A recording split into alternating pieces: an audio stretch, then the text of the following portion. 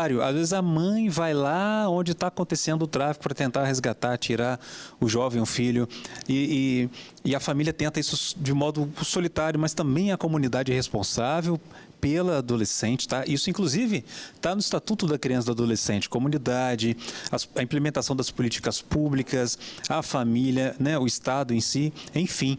Então, a gente vai vendo, né, pessoal, que, de fato, não seria a amizade nesse sentido, então, de uma amizade virtuosa, que te traz algo de bom, que te traz algo de vida, mas é aquela amizade, talvez, por prazer, que quando acaba o prazer, acaba a amizade, aquela amizade por interesse, que quando acaba o interesse, acaba a amizade na mesma velocidade. E a mãe tenta alertar, os pais tentam alertar, falar assim, fulano não é seu amigo, abre o olho. Como que os pais, os avós conseguem ter um diálogo? Vamos lá, porque não é fácil. Eu já fui adolescente, vocês também. Não é fácil. Parece que o que o pai e a mãe da gente estão falando, parece que ele papai não entende de nada, não. Como que a gente pode se aproximar dessa linguagem desses adolescentes? Ainda mais com o adolescente, quando ele está saindo da infância, ele faz um luto da adolescência, né, da infância, está se despedindo de ser criança, o dia da criança já não tem presente, e assim vai. Então, ele começa a criar grupos, e esse grupo não inclui a família. A família fica um pouco de fora, porque ele está conhecendo novas realidades, novos mundos, novos prazeres, novas sensações, a sexualidade, conhecendo novas famílias, novos modos de existência, novas formas de lidar com o corpo, novas cores, novo jeito de cuidar da pele, enfim. A família precisa, Roberta, estar disposta e disponível a escutar, a acompanhar, a se fazer presente, mas a pergunta que eu sempre faço para os pais é: você está disposto a ouvir o que o seu filho é e o que ele quer ser? Porque muitas vezes não. Muitas vezes acabam querendo impor alguma forma de ser, alguma profissão, uma jornada como se fosse uma jornada de trabalho também. Isso está sufocando muitos jovens, essa pressão, essa necessidade, inclusive, de o tempo todo estar ali produzindo ou fazendo alguma coisa nesse sentido, essa cobrança em excesso. Então, o mais importante é tentar, você precisa falar exatamente a linguagem, o vocabulário do jovem, mas conhecer os amigos, conhecer onde ele frequenta, saber o que ele gosta, até tentar promover esses momentos também junto com ele e escutar. E agora, uma coisa muito importante, em geral eles dão sinais, dão muitos sinais, né? Dão sinais, um dos principais sinais é o isolamento e o falta de contato com a família. Então, não é normal, às vezes, o seu filho sair de casa... de satisfação, né? Satisfação, sair de casa, não falar com você, às vezes dorme fora. Isso não pode ser normalizado. Mas antes de você também tentar resolver de uma forma talvez até agressiva, isso é perigoso também, tenta escutar primeiro, tenta entender, se aproximar e ali fazer com que ele também se sinta pertencente a essa família, mesmo que ele não siga as tradições da família, mesmo que ele não seja o orgulho da família. Ele não precisa ser o orgulho da família, mas ele precisa ser protegido por ela. Então, saber escutar essa diferença que pode haver na juventude, que vai brotando ali na adolescência, isso é fundamental. Wilson, você, como eu já bem disse, atuou por muitos anos como conselheiro tutelar, sempre engajado, né, em tentar ajudar as nossas crianças. Queria que você falasse assim, de que forma? Que às vezes a gente vê, às vezes o pai e a mãe estão trabalhando, eles não veem, mas às vezes a gente vê o adolescente envolvido com coisa errada, um adolescente usando uma droga na calçada, no meio da rua. Como que a gente pode, a sociedade, né, em a parceria com o Conselho Tutelar, pode contribuir para a mudança do caminho dessa criança? Roberto, muito interessante essa pergunta, até porque é a dúvida de centenas de milhares de mães e pais e avós que muitas das vezes assumem também a responsabilidade. Quantas vezes eu já atendi, enquanto eu trabalhava no Conselho Tutelar,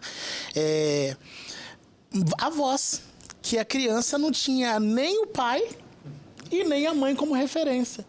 Aí veio uma família extensa, né? Veio a avó para poder assumir essa responsabilidade. Como resolver isso? Não é fácil. A primeira coisa é a criança, ela precisa de ter o tempo dela.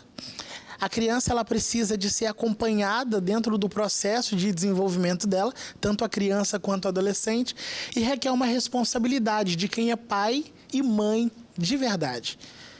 Qual é a minha responsabilidade? Qual é a sua responsabilidade como pai, como mãe ou como responsável? Você se incomoda quando o seu filho, ele sai sem te falar? Se você não se incomoda, comece a se incomodar. Porque se ele não está te falando onde ele está indo, outra pessoa vai saber.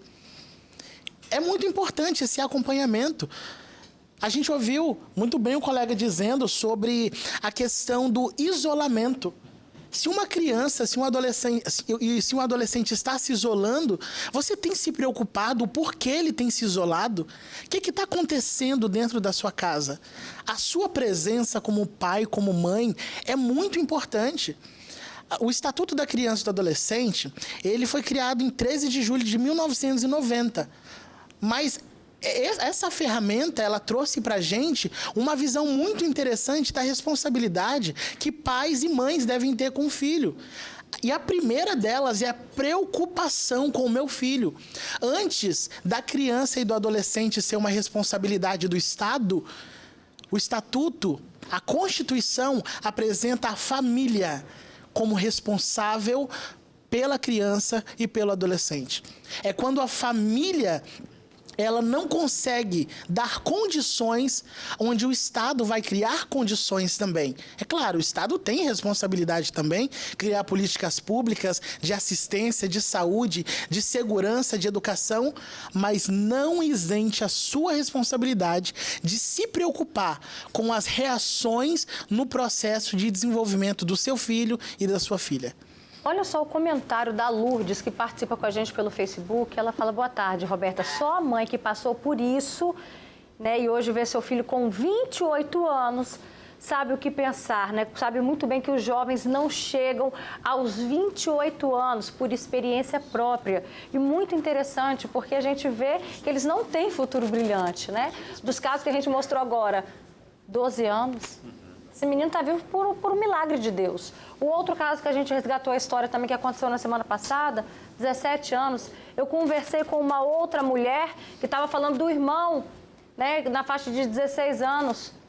A gente vê que cada vez mais eles estão se arriscando, que você bem disse, você trouxe na sua primeira fala, é um risco que com 12 anos você não consegue mensurar. Mas aos 16 você já está cara a cara com o perigo, né, Alexandre? Você vai vendo que esse risco, ele diminui a sua expectativa de vida, e muito, Roberta. Diminui muito a expectativa de vida, e a gente não pode normalizar isso, sabe? Se eu chegar ao 18 já é lucro. Isso não é algo que pode ser pensado dessa maneira, né? Então, entender que justamente... tentar, sabe, é como se nós tentássemos puxar aquilo que faz sentido, aquilo que te dá valor à vida, aquilo que você se sente vivo, aquilo que dá sentido para a vida do jovem. E muitas vezes, no atendimento, principalmente quando é um caso mais grave, em que a pessoa diz: eu não vejo mais sentido para continuar, a gente ainda tenta encontrar e sempre consegue encontrar. E às vezes a gente gira em torno disso para justamente sustentar uma possibilidade de uma nova vida. Só para a gente finalizar, nosso tempo já está acabando, mas a Luciana Fraga quer uma ajuda. Ela quer saber onde que ela encontra, né, essa ajuda para adolescentes envolvidos com drogas aqui na Grande Vitória. Vocês têm essa informação para passar para ela? Olha que interessante. Existem ONGs, né, que pode ser pesquisada nas redes sociais e tal, mas eu queria falar, como eu trabalhei no Conselho Tutelar durante um bom tempo, o Conselho Tutelar, ele é uma ponte. Tá? O Conselho Tutelar, ele é uma ponte, por quê? Porque o Conselho Tutelar, ele é o órgão que zela pelo cumprimento dos direitos. Então, se a gente vai para o Estatuto e a gente encontra um direito da criança e do adolescente sendo assistência, você pode procurar o Conselho Tutelar como ponte. Muitas das vezes o Conselho tem essa informação, até porque o Conselho trabalha em rede. E a rede é quem? É a saúde, a educação, a segurança, a assistência. E ali você vai obter algumas informações que podem contribuir para o melhor desenvolvimento da criança e do adolescente também. Muito obrigada, gente, pela participação de vocês, tá? A gente agradece imensamente, Roberto, ajudando muitas famílias, muitas mães, muitos pais que estão desesperados.